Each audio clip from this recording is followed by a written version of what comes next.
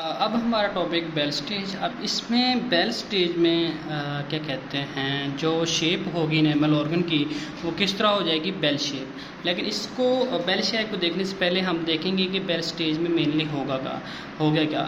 तो bell stage को हम मेनली दो स्टेजेस में मज़ीद सब डिवाइड करते हैं, जिसमें एक अर्ली बेल स्टेज आती है, अर्ली बेल स्टेज, और दूसरी आती है लेट या मोस्ट अप्रोप्रिएट वर्ड जो होगा एडवांस्ड बेल स्टेज। जो क्या कहते हैं अर्ली बेल स्टेज होती है, उसमें दो मेन चीज़ें होती हैं। एक होती है मॉर्फोजेनेसिस और दूसरा होता है हिस्टो डिफरेंशिएशन। और जो लेट या एडवांस होती है उसमें क्या होती है, हार्ड टिश्यू फॉर्मेशन। अब जो हमारे पास अर्ली बेल स्टेज है उसमें मॉर्फोजेनेसिस का क्या मतलब है कि जिस तरह का क्राउन बनना है, इंसाइजर का क्राउन बनना है, कैनाइन का बनना है, प्रीमोलर्स का बनना है या मोलर्स का बनना है, ठीक है।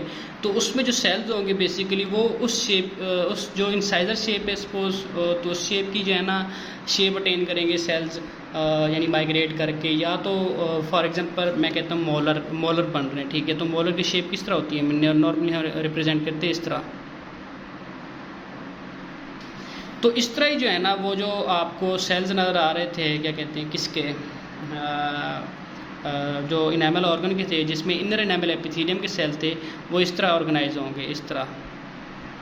ये सेल्स हैं, ये सेल्स हैं, ये सेल्स हैं, ये सेल्स हैं, ये सेल्स। अब ये आपको कोई क्यूबाइडल नज़र आ रहे हैं, लेकिन ये होते कलमनर हैं, इस तरह। तो ये इस तरह जो है ना ऑर्गेनाइज हो जाते हैं। किस तरह, एक जिस तरह टूथ की स्ट्रक्चर होता है या मोलर की जिस शेप का टूथ बनना है, तो इस तरह ये ऑर्गेनाइज हो जाते हैं। इसके नीचे फिर किस तरह कौन से सेल होंगे, ओडोंटोब्लास्ट। इसके नीचे ओडोंटोब्लास्ट जो कि डेंटिन सीक्रेट करते हैं। तो ये थी मॉर्फोजेनेसिस, यानी मॉर्फोलॉजी जो टूथ की है, जिस भी टाइप का टूथ है तो उसकी मॉर्फोलॉजी जो डिसाइड होती है बेल स्टेज की, कौन सी स्टेज में होती है, अर्ली बेल स्टेज में होती है, तो इस स्टेज में होगी, ठीक है। अब जो दूसरी स्टेज है वो है हिस्टो डिफरेंशिएशन। अब हमें पता है इसमें तीन मेन इंपॉर्टेंट कंपोनेंट, दो हार्ड टिश्यूज़ हैं, एक है इनेमल और दूसरा है डेंटिन। अब इसका जो सेल होते हैं, फॉर्मिंग सेल्स होते हैं, उनको हम कहते हैं अमीलोब्लास्ट, और इसके जो फॉर्मिंग सेल्स हैं वो ओडोंटोब्लास्ट हैं। अब अमीलोब्लास्ट आते हैं इनर इनेमल एपिथेलियम, जो कि ड्राइव हुई है कहाँ से, ये ड्राइव हुई है ओडोंटोजेनिक एपिथेलियम से। तो ये आए इनर इनेमल एपिथेलियम, और ये है डेंटल पेपिला। और डेंटल पेपिला हमें पता है मीज़ेनकाइम है, कौन सा, एक्टोमीज़ेनकाइम है। तो इसमें रूल एक मैंने बताया था जब हमने बेसिक कॉन्सेप्ट चैप्टर 1 पढ़ा था, 10 केट्स था, उसमें मैंने बताया था कि all hard tissue forming sales derive होते हैं कहाँ से, हमारे पास डिराइव होते हैं वो मीज़ेनकाइम से, एक्सेप्ट इनेमल के। और इनेमल के सेल्स कहाँ से डिराइव होते हैं, एपिथेलियम से, यानी एपिथेलियम के कौन सी, मोस्ट स्पेसिफाइड इनर एपिथेलियम से। तो इनेमल के सेल जो होंगे हार्ड टिश्यू फॉर्मेशन, क्योंकि ये हार्ड टिश्यू है, तो इसके सेल्स कहाँ से ड्राइव होते हैं, अमीलोब्लास्ट, जो कि एपिथेलियम से आते हैं, कौन सी, इनर एपिथेलियम। और डेंटिन, सीमेंटोब्लास्ट और ओडोंटोब्लास्ट ये सारे, और ऑस्टियोब्लास्ट ये सारे आते हैं मीज़ेनकाइम से। तो ये था इनर इनेमल एपिथेलियम। तो ये क्योंकि इनर इनेमल एपिथेलियम की सेल डिवाइड होती है किस में, या डिफरेंशिएट होती है किस में, अमीलोब्लास्ट, मोर स्पेसिफिक, क्योंकि ये इनेमल की फॉर्मेशन कराते हैं और इसमें पोटेंशियल नहीं होते इनर इनेमल एपिथेलियम में। और ये डेंटल पेपिला के सेल्स किस में होते हैं, ओडोंटोब्लास्ट में। ठीक हो गया। तो ये जो डिफरेंशिएशन है सेल की इनर इनेमल एपिथेलियम से अमीलोब्लास्ट में और डेंटल पेपिला से ओडोंटोब्लास्ट में, इसको हम कहते हैं हिस्टो डिफरेंशिएशन। और ये कौन सी स्टेज में हो रही है, अर्ली बेल स्टेज में हो रही है। अब हिस्टो डिफ्रेंशिएशन में यानी क्योंकि जो सेल्स होते हैं ये जो इनर एपिथेलियम की सेल्स हैं, अब इनका थोड़ा सा हम स्ट्रक्चर अगर देखें तो ये किस तरह होते हैं।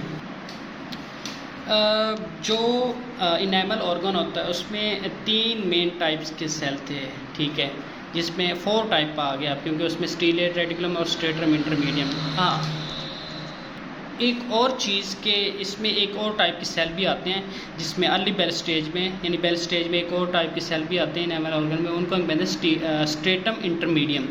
अब जो इनर इनेमल एपिथेलियम होती है और जो स्टीलेट रेटिकुलम होती है, इनके दरमियान में जो ये सेल पड़े होते हैं वो डिफ्रेंशिएट होके कौन से सेल बनाते हैं, स्ट्रेटम इंटरमीडियम, ठीक है। अब ये कौन से सेल हैं, स्ट्रेटम इंटरमीडियम। अब अगर लेयर्स को हम ऑर्डर देख लें, सबसे पहले ऊपर कौन सा होगा, आउटर इनेमल एपिथेलियम, नीचे स्टीलेट रेटिकुलम और इससे नीचे स्ट्रेटम इंटरमीडियम और इसके नीचे कौन सा होगा, इनर इनेमल एपिथेलियम, ठीक है। अब हम थोड़ा सा सबसे पहले हम देखेंगे आउटर इनेमल एपिथेलियम के जो सेल्स होते हैं। आउटर इनेमल एपिथेलियम, सपोज मैं यहाँ पे लिख देता हूँ, आउटर इनेमल एपिथेलियम की हिस्टोलॉजी देखें, इनकी जो सेल्स हैं ना उनकी हिस्टोलॉजी। सेल्स की शेप होती है क्यूबॉइडल, लो क्यूबॉइडल। इसमें जो nucleus to cytoplasm ratio high होती है और इसमें ऑर्गेनेलीज भी होती हैं नॉर्मली जो सेल्स में होती हैं, और इसमें फ्यू स्कैटर्ड जो है ना कुछ फ्यू रफ एंडोप्लाज्मिक रेटिकुलम के स्ट्रक्चर्स होते हैं, और इसमें जो गोल्जी होता है वो भी पुअरली डेवलप्ड होता है, ठीक है। और इसमें फ्यू जो है ना आपको कुछ जो है ना आपको नज़र आएंगे माइटोकॉन्ड्रिया। इसकी रीज़न ये है क्योंकि इसमें हर चीज़ें सब चीज़ें कम है। इसकी रीज़न ये है क्योंकि ये जो है ना इनेमल की फॉर्मेशन में ये सेल्स इन्वॉल्व नहीं होते हैं।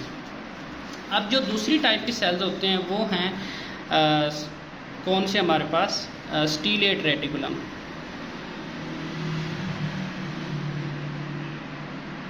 इस पर भी नॉर्मल जो सेल की प्रोफाइल होती है, इसमें नॉर्मली जितने भी रिक्वायर्ड होते हैं आपको रफ एंडोप्लाज्मिक रेटिकुलम, माइटोकॉन्ड्रिया और आप नज़र आ जाते हैं गोल्जी, ये तो पड़े होते हैं।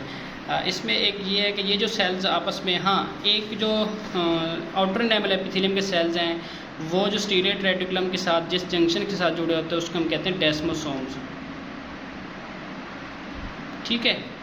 और जो स्टीलेट रेटिकुलम है ये भी डेस्मोसोम्स के साथ एक दूसरे के साथ यानी आपस में एक डेस्मोसोम्स और आउटर इनेमल एपिथेलियम और स्ट्रेटम इंटरमीडियम के साथ भी डेस्मोसोम के ज़रिए जुड़े होते हैं।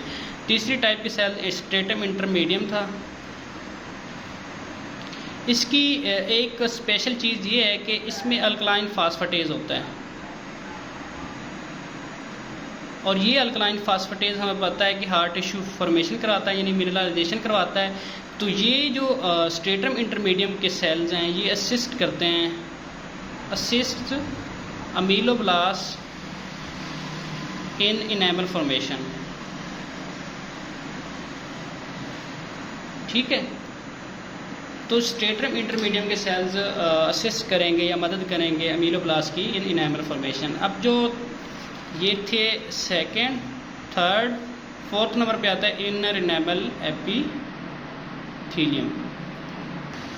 अब इनर इनेमल एपिथेलियम की काफ़ी इंपॉर्टेंस है क्योंकि ये आगे जाके डिफरेंशिएट होकर अमीलोब्लास्ट बनाते हैं।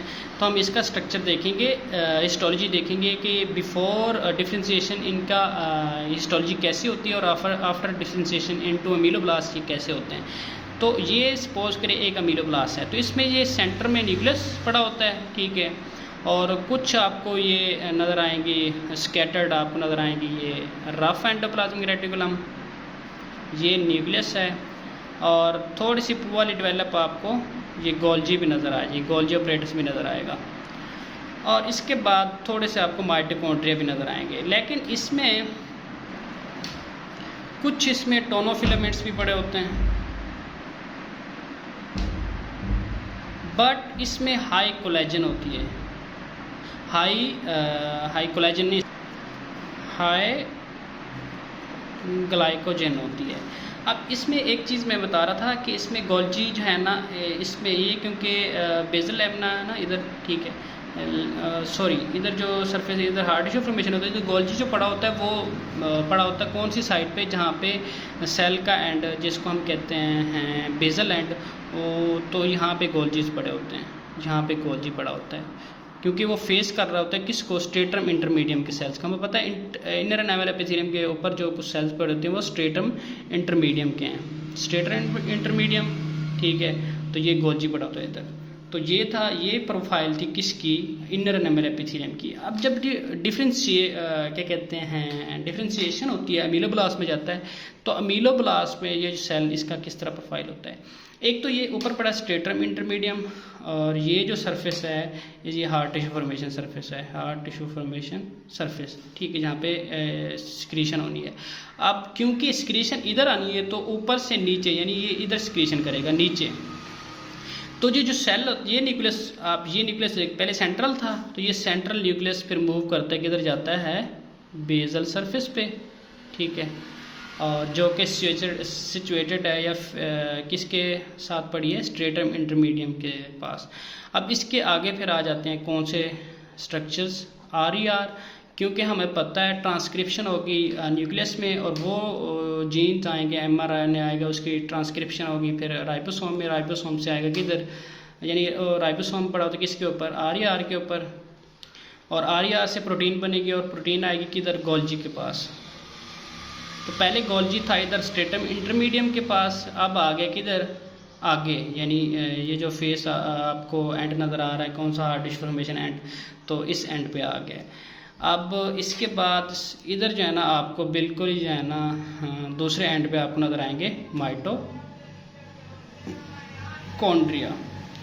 अब क्योंकि अमीलोब्लास्ट ने स्क्रीट करना होता है ऑर्गेनिक मैट्रिक्स, तो ऑर्गेनिक मैट्रिक्स के लिए आप पूरा ये आपको देखें एक क्या कहते हैं एक पाथवे बनाया है, यानी सबसे पहले न्यूक्लियस एंड पे चला गया है, उसने यहाँ से जीन्स भेज रहा है, और जीन्स आ रहे हैं किस में, आर में ट्रांसलेशन, और ये ट्रांसलेशन से क्या हो रहा है, प्रोटीन बनेंगे, प्रोटीन गोल्जी में मोडिफाएंगे, और जो है ना माइटोकॉन्ड्रिया एंड पे पड़ा है, वो एनर्जी दे के इनको ट्रांसपोर्ट कराता है, और यहाँ पे ऑर्गेनिक मैट्रिक्स की स्क्रीशन होती है, और हमें पता है ऑर्गेनिक मैट्रिक्स से स्क्रीशन होती है, तो इसकी क्या होगी, मिनरलाइजेशन, और मिनरलाइजेशन के नतीजे में क्या होगी, हार्ड टिश्यू फॉर्मेशन हो जाएगी। तो इस तरह ये प्रोफाइल होता है। अब इसमें जो ओडोंटोब्लास्ट होंगे उसका भी ये सेम स्ट्रक्चर होता है, उसके जो सेल जो न्यूक्लियस होगा वो दूसरे एंड पे चले जाते हैं, ठीक है, और बेसल एंड पे, और उसके सामने पड़े होते हैं आर, और फिर उसके आगे गोल्जी, और देन माइटोकॉन्ड्रिया, ठीक है। अब जो डेंटल पेपिला, हम उनके सेल्स पढ़ेंगे, डेंटल पेपिला।